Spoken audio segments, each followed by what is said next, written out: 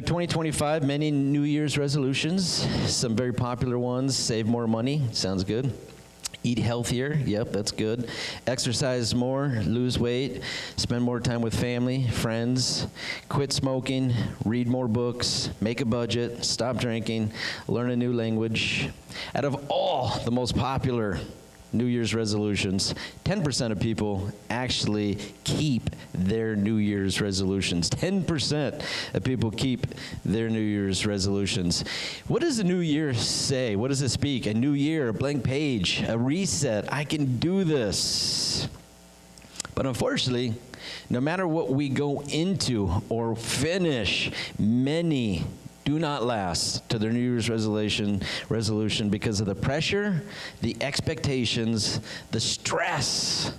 Sometimes New Year's resolutions don't work because our New Year's resolutions are too vague.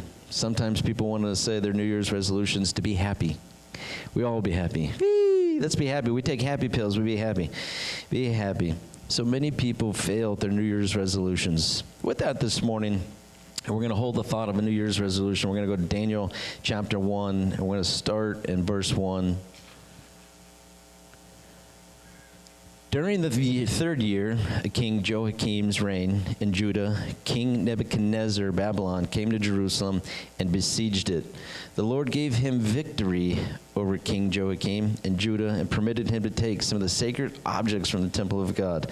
So Nebuchadnezzar took them back to the land of Babylonian and placed them in the treasure house of his God.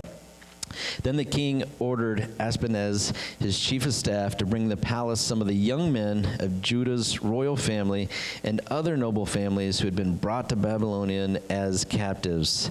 Select strong, healthy, good-looking young men. This is what me and Kim are doing for our daughters. Select strong, healthy, good-looking young men, he said. Make sure they're well-versed in every good branch of learning, gifted with knowledge and good judgment, suited to serve in the royal palace. Train these young men in the language and literature of Babylon. The king assigned them a daily ration of food and wine from his own kitchens. They were to be trained for 3 years, and then they would enter the royal service. Daniel, Hananiah, Mishael, and Azariah were 4 of the young men chosen from the tribe of Judah. The chief of staff renamed them with these Babylonian names. Daniel was called Belshazzar, Hananiah was called Shadrach, Mishael was called Meshach, and Azariah was called Abednego. But Daniel was determined not to defile himself by eating the food and wine given to them by the king. So he asked the chief of staff for permission not to eat these unacceptable foods. Now God had given the chief of staff both respect and affection for Daniel, but he responded, "I'm afraid of my lord the king, who has ordered that you eat this food and you drink this wine. If you become pale and thin compared to the other young people your age, I'm afraid the king will have me beheaded." Daniel spoke with the attendant who had been appointed by the chief of staff to look after Daniel, Hananiah, Mishael, and Azariah. Verse 12. "Please test us for 10 days on a diet, vegetables and water. Test us 10 days, diet, vegetables and water," Daniel said. "And at the end of 10 days, see how we look compared to the other young men who are eating the king's food. Then you make your decision in light of what you see." The attendant agreed to Daniel's suggestion, and he tested them for 10 days. At the end of 10 days, Daniel and his 3 friends looked healthier, better nourished than the young men who'd been eating the food assigned by the king. So after that, the attendant fed them only vegetables instead of the food and wine provided for the others. God gave these 4 young men unusual aptitude for understanding every aspect, literature, wisdom. God gave Daniel the special ability to interpret the meanings of visions and dreams. Verse 18, when the training period ordered by the king was completed, the chief of staff brought all the young men to King Nebuchadnezzar. The king talked with them, and no one impressed him as much as Daniel, Hananiah, Mishael, and Azariah, and they entered the royal service. Whenever the king consulted them in any matter requiring wisdom and balanced judgment, he found them 10 times more capable than any of the other magicians and enchanters in his entire kingdom. And so as we start today, we understand that, starting 2025, it's already started. We know it started last week, but here we are, the first Sunday, 2025. Starting 2025 is important that we started in the right direction. Turn to your neighbor and say, are you in the right direction? Are you in the right direction?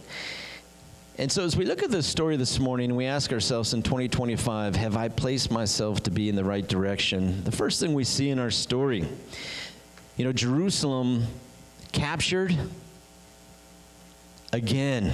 Turn to your neighbor and say, again? Oh my gosh, again. And why do we say again? I don't know if something has ever happened to you again and again and again and again and again and again and again, or maybe your friend happens again and again and again. How many of us know people that they just like get in car accidents again and again and again, or they slip and fall again and again and again?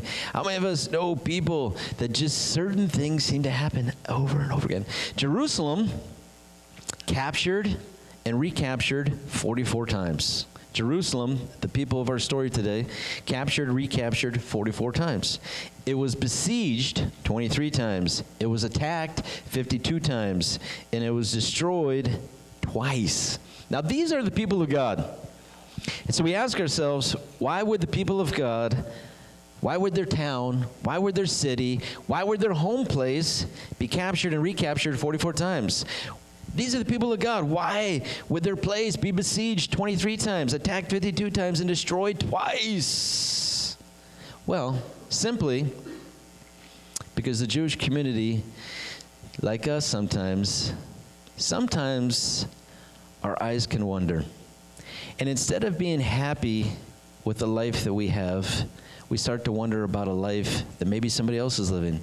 And why is that life over there look better than the life I'm living here?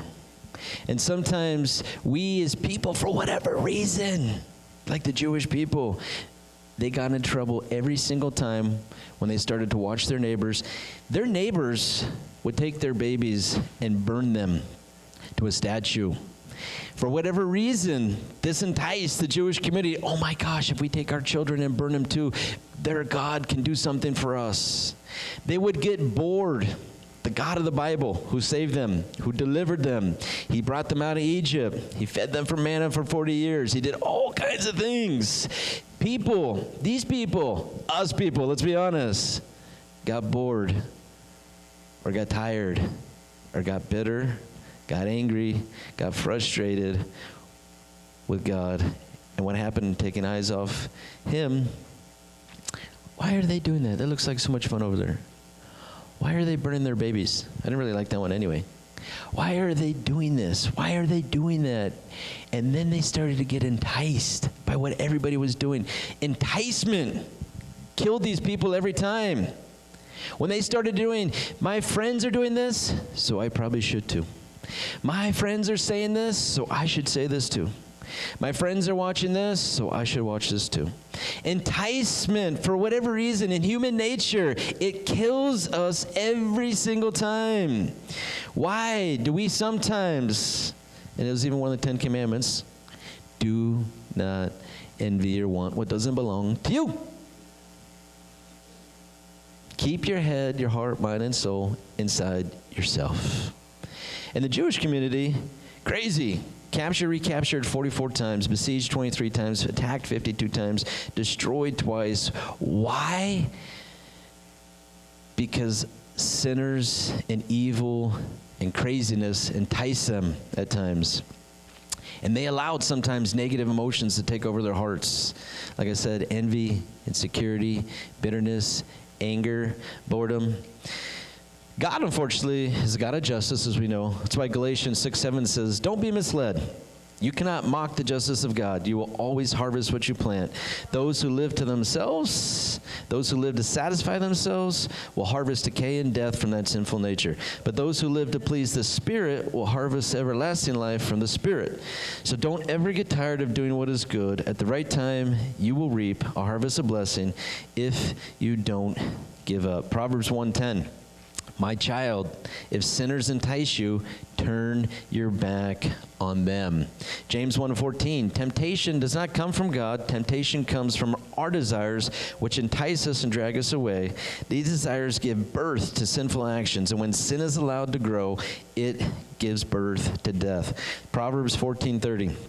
A peaceful heart leads to a healthy body, but jealousy is like cancer in the bones. James 3:16, whenever there is jealousy and selfish ambition, there you'll find disorder and evil of every kind. Lastly, Proverbs 24:1, don't envy evil people or desire their company, for their hearts plot violence and their words stir up trouble. The Jewish people and the Jewish community and us this morning, we get into trouble every single time for whatever reason, when our heart is not guarded, when our mind is not guarded, when our feelings are not guarded, and we allow one thing to creep in. And so for the Jewish community, as we start our text, they were taken captive again. Turn to your neighbor and say, again. Oh my gosh, again and then again. That was one of the songs we sang this morning, and again and again and again and again. And here they are again in trouble, taken captive again because of sin. This morning, I don't know where you have found yourself in 2024 and where you find yourself this morning, but understand that the Bible is very clear. You cannot mock the justice of God. If there's any kind of sin in your life, you will pay for it. It will pay for it. And if you envy what other people have, you will pay for it. It says it's like cancer in your bones. But it goes far deeper than just that. There's insecurities, there's fears, there's anger, there's bitterness, there's rebellion. Sometimes in our hearts, those will also come at a price. And so as the Jewish community got taken captive again, I think it's an important question to ask ourselves as we do take a quick look into 2024. Was there any part of my life that I allowed to be taken captive? Was there any part of my life, was there any part of my thoughts, any part of my feelings, any part of my spiritual life, what it should be, what it was and what it should be, did I allow to be taken captive? 2 Corinthians 10:5 says, inasmuch refute arguments and theories and reasonings, every proud and lofty thing that sets itself up against the true knowledge of God. We need to lead every thought and purpose away captive in obedience to Christ, the Messiah, the Anointed One. And so the first thing we see this morning and we take note of, I need to make sure in 2025 I'm taking my thoughts, my feelings, that maybe used to be held captive by somebody else, and I'm making sure that my thoughts and my feelings and my life are in the right direction. Secondly, this morning we see these men. There was 4 wonderful young men here who were selected and assigned. They were picked. And for these men, I have to wonder, coming from Jerusalem, their hometown, being away from family, they were taken captive. They were kidnapped and taken. They were picked to be a part of this in the royal palace. They were going to be men who were used for the king's purposes. They were going to be trained for 3 years. Magic, the ways of Babylonian, King Nebuchadnezzar, all the things that he was, and all the things that he was, he wanted to ingrain into their brain. He wanted to retrain them and help them forget their past, and he wanted them to soak in who he was and become like him. Magic and astrology, all the things that they were concerned about.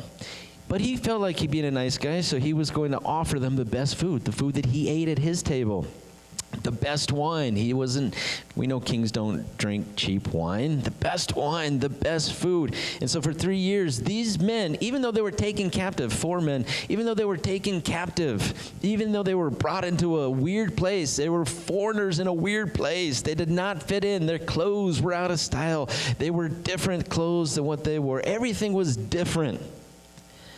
These 4 men were picked and selected to be part of the king's royal staff, training for 3 years. Free food, free wine.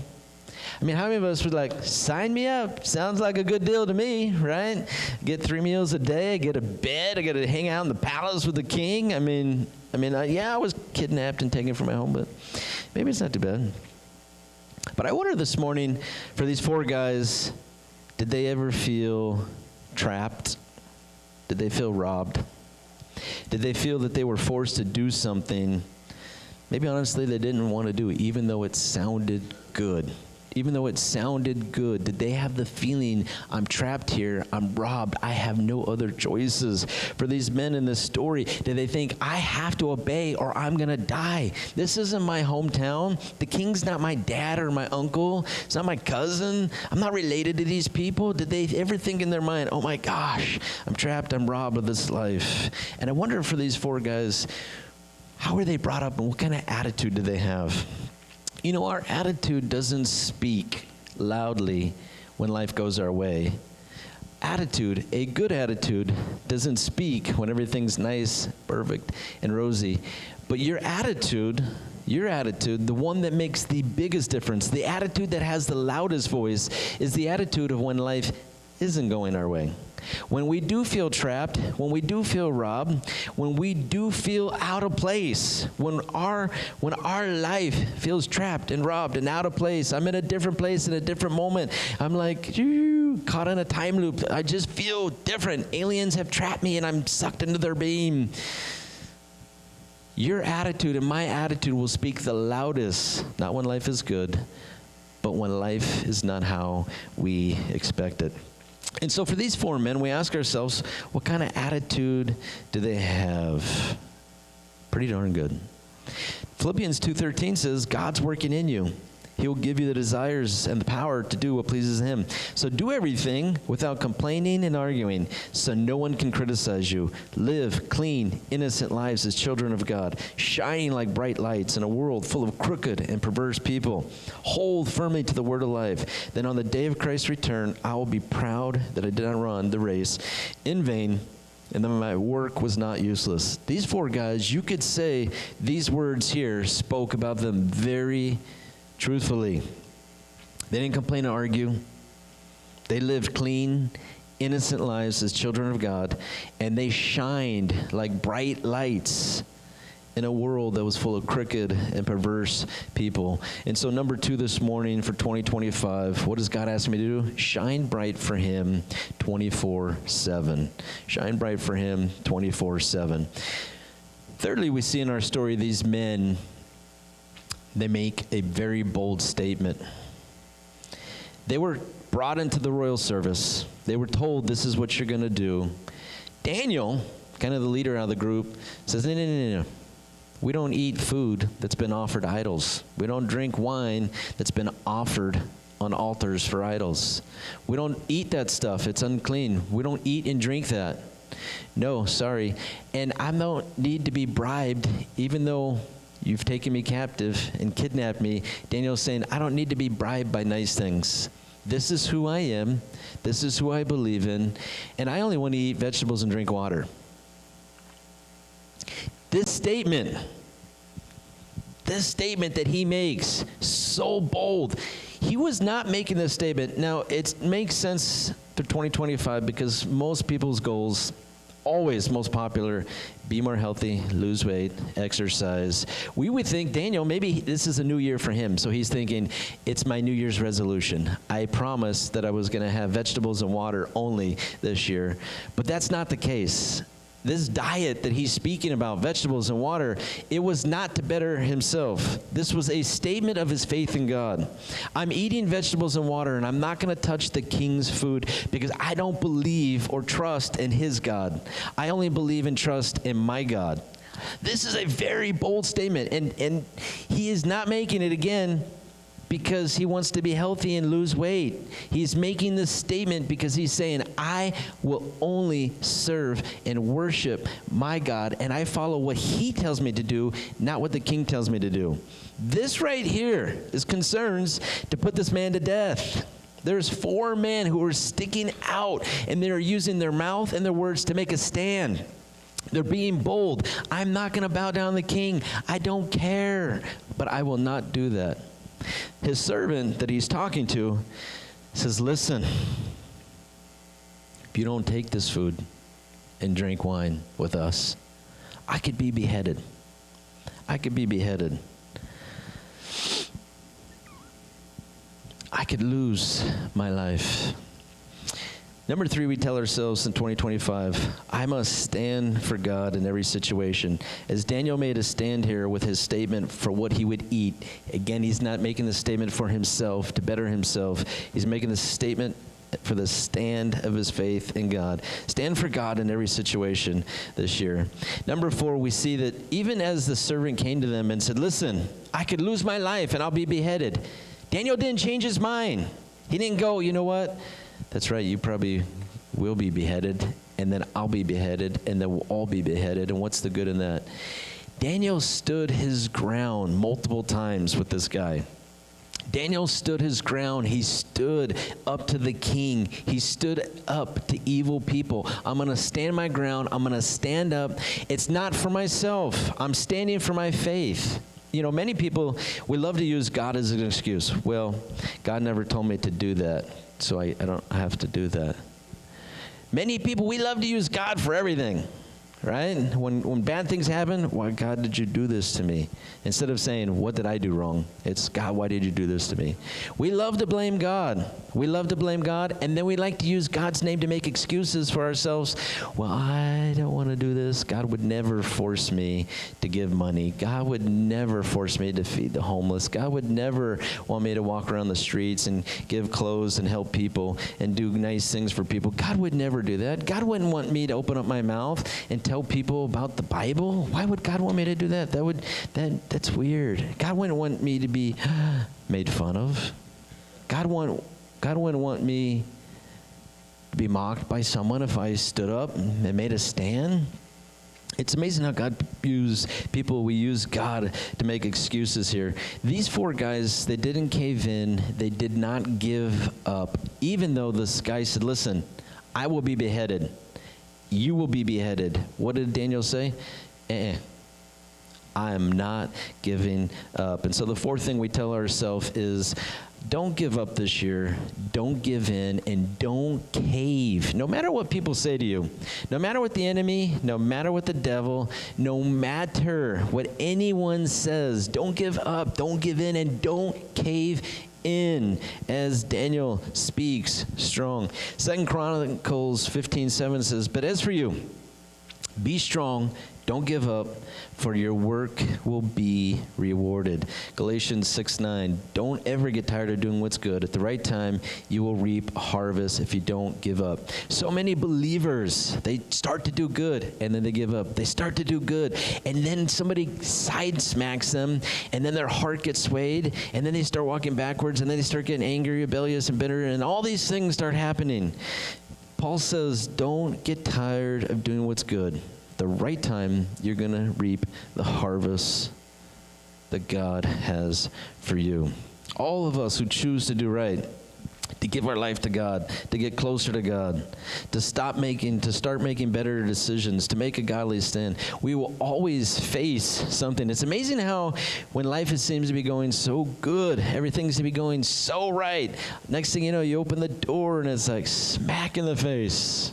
How many of us, when life, it seems like everything's peaceful and calm, everything is good, then next thing you know, the devil is just there always trying to throw a rock into our life, to get us to step on a nail. He's always constantly trying to bring us down. So number 4, remember, don't give up, don't give in, don't cave. Number 5, we see that Daniel, for him, in a new place, a new home, and a new start, he could have just chosen the easy route in this story.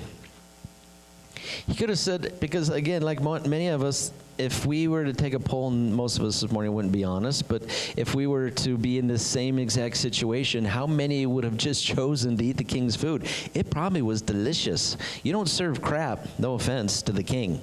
You don't just give him scraps and junk. This food was given to the king. He was giving them the king's food and the king's wine. This was the best of the best for this place.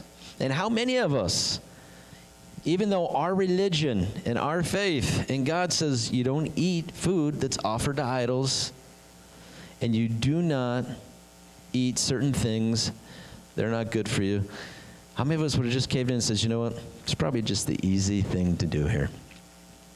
And let's be honest, many of us every single day, that's a route that many of us will take. It's just the easier thing to do in this situation. It's the easier thing to cave. It's the easier thing to give in. It's the easier thing. Philippians 3:19 says, many are headed for destruction because their God is their appetite. They brag about things, and they only think about life on earth. God this morning is asking us to choose right over easy, to choose right over convenient, to choose right over being comfortable. God is asking us to choose to do what's right. And so for Daniel in this story, Shadrach, Meshach, and Abednego, who all were given new names, what were the results? Because how many of us know life, it's about results. Our bosses like results. How many of us know life, it's about results, right? These men had said, after eating vegetables for 10 days and drinking water, which none of us, can we give up all the foods we eat, eating vegetables for 10 days? Can we give up French fries, which is extremely hard to do? Gave up everything, eating vegetables for 10 days. No wine. These men, 4 men, in risk of being killed, in the risk of looking stupid, in the risk of maybe their pride being hurt. They made sacrifices. They remained strong. They gave up what their flesh maybe wanted in the moment. These men, this was the results from them doing the right thing. They looked healthier. They looked more nourished. They had more wisdom and understanding than everyone else in the palace. These strangers, foreigners, were far more impressive than anyone. And the king, after 3 years of talking with these 4 young men, what did he say? They're 10 times more capable, more smarter, more intelligent than anyone else. 10 times. These are the results that all of us want and need in life. For our bosses, for our life, for people to say that we are 10 times more blessed. There's only certain things that God can do. Can we work really hard and become good at something? Absolutely. Man, we can do it. We can put our mind to it. We can achieve many things. But there's one thing that we can't do. We can't sway a town, a community. God, when God is on your side, no one can stop you. When God is for you, nobody can be against you. It does not matter. Are we all going to have enemies in life? You better believe it. There are all going to be people who hate us, push us down, beat us while we're on the ground. Abso-stinking-lutely. But if you don't truly have God on your side, and if you're not making a stand for faith in Him, you will not find the blessed life that God has called us to. God has called us to live a blessed, happy, full life. But where does true blessing come from? Where does true blessing come from? Greatness, becoming something beyond just myself, to be fully satisfied. How many people in this life, search it, Google it, just talk to people, are looking for happiness and peace, love. They are searching, they're wanting, but they're not finding. Why? Because they're not following the plan. They're not following the instructions. There's only one way to be fully satisfied. There's only one way to be fully blessed. There's only one way, and it's following the words of Jesus Christ. Jesus said, Luke 9:23, if any of you wants to be my follower, give up your own way. Take up your cross daily, a sign of symbol, death, sacrifice, suffering. Follow me. If you try to hang on to your life, you're going to lose it. If you give up your life for my sake, you'll save it. What benefit do you gain if you gain the whole world, but you yourself are lost or destroyed? If anyone is ashamed of me and my message, the Son of Man will be ashamed of that person when he returns in his glory and in the glory of the Father and the holy angels. I tell you the truth, some standing here will not die before they see the kingdom of God. There are words that Jesus spoke that made us feel so good. Love, peace, happiness, salvation. And then we see other things that he said that maybe just don't sound so good. Nah, this sounds a little rough. Jesus said, I have to give it my way? What? Jesus said, I have to take up my cross daily? Jesus said, I have to follow him. Jesus said, I'm not allowed to hang on to my life because if I do, I'm going to lose it. Jesus said, if I give up my life, that's the only way that I'm going to find real life. He said, if I try to gain the world, I'm going to lose. And Jesus said, if you're ashamed of me at any point in your life, I will be ashamed of you. Ouch. To be fully satisfied, to be blessed, beyond measure, to be blessed, fully satisfied beyond measure. It goes way beyond myself, goes way beyond you. And it's a life that is only dedicated to Jesus. We see that in Daniel, Shadrach, Meshach, and Abednego. These 4 men, these individuals, kidnapped, taken captive. They had a hard life. Because how many of us know people, we have excuses because it's a hard life. Look at what's been done to me. Look at what they've done to me. Look at what they said to me. These 4 guys, they had every right to make excuses. We were kidnapped and taken from our home. We were playing video games and they stole us right in the middle of that game. They grabbed me, right, as I was about to eat dinner. They took me captive, away from my family, my friends, my horse, my BMW. All the reasons they were taken and put into a prison, captive. These 4 men had every reason to talk about the past, to sit there and complain of all the things done to them. They had every right. Life was horrible. But one thing they forgot, and one thing we forget, it was the people's sin that caused them to be taken captive. And sometimes in our hard situations, we look around and we tend to blame everyone else for our hard situations when we never, ever look inside to see, is there any sin in me? Is there any sin in me? Jesus said that if you want to be fully satisfied, if you want to be blessed beyond measure, give up your life, follow me, take up your cross, follow me every single day. And number 7 in our text today is lived an unashamed life of Jesus. Live an unashamed life of Jesus. This morning as we start to wrap up, a question, do New Year's resolutions work? Do they really honestly work? For some people they might, really, but not for everybody, because we know that 10% on average, 10% average people, it works for, the other people don't. And why do they not work? You know why they don't work? Psalms 1:1. Psalm 1:1 says, the joys who do not follow the advice of the wicked, stand around with sinners, or join in with mockers. Why do New Year's resolutions, why do new beginnings, why does hope in God, trust in God, faith in God, for many, sometimes not last? Psalms 1:1, the joy of those who do not follow, listen, to the advice of the wicked, or stand around with people who are bad. Because then what happens, the word join in, but actually means to sit. So many of us, we have a hard time moving forward, attaining to be fully blessed, beyond measure, to be fully healed, to see provision greater than we've ever seen before. Why? Because we're listening. Psalms 1:1, you listen to the wrong person. It starts with listening. Once you start listening, once you start Googling the wrong thing and listening to the wrong advice, listening brings you into standing next to my new buddy. And after you sit, or after you listen, and after you stand, most people eventually, they just join right in.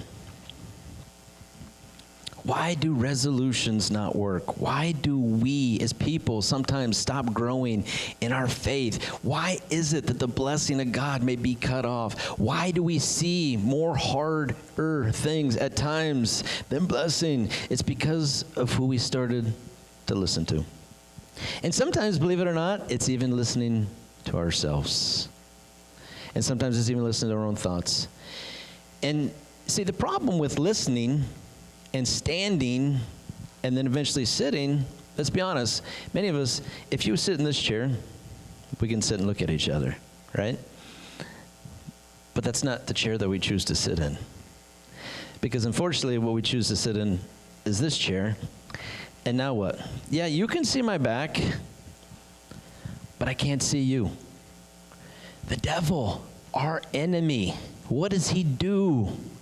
This is where you should sit. This is what you should listen to. This is who you should stand by. Until it's too late. And then you can't see in the direction that you knew you should be headed in. Psalms 1:1, the joy of those who do not follow the advice of the wicked, or stand around with sinners, or join in with mockers. And a question this morning as you take out your pen and paper.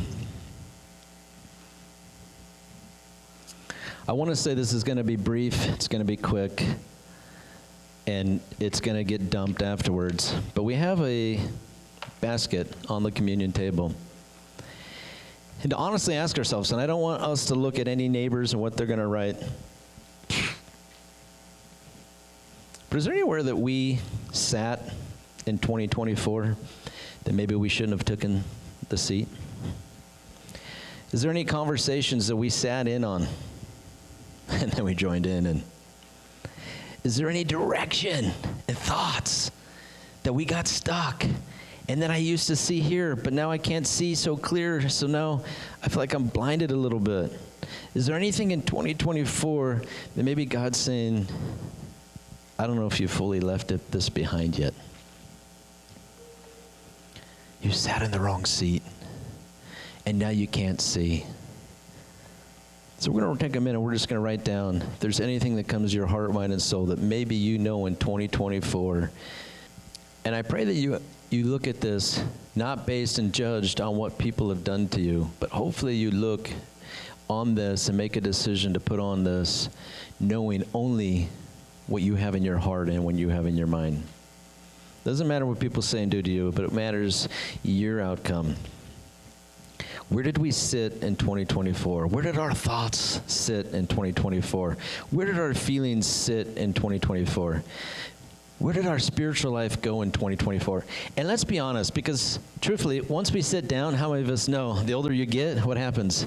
You don't want to get up, right? When we're younger, shoot, man. When I was a kid, video games I did not care because I wanted to be outside playing and running the world, right? But how many of us know the older we get, you sit now, I just don't know if I can get back up. Sometimes we don't want to get back, and then sometimes it's like, I can't get back up. Can you help me? Can you give me a hand? Where in our lives in 2024 is God saying, get off that seat. It's time to let go.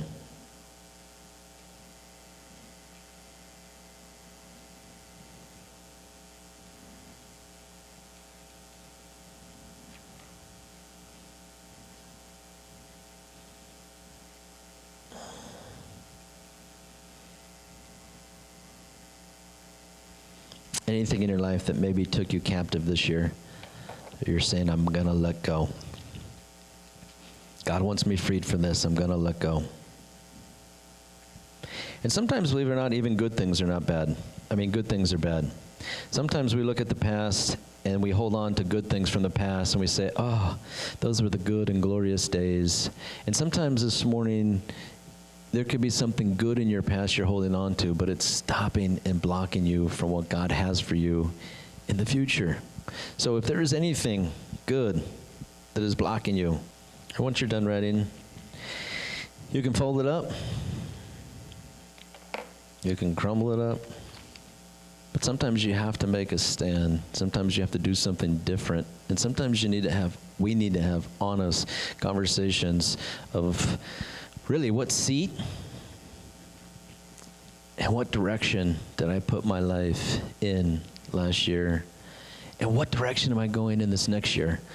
So as I was praying and asking God, where do we go as a church? What do we do?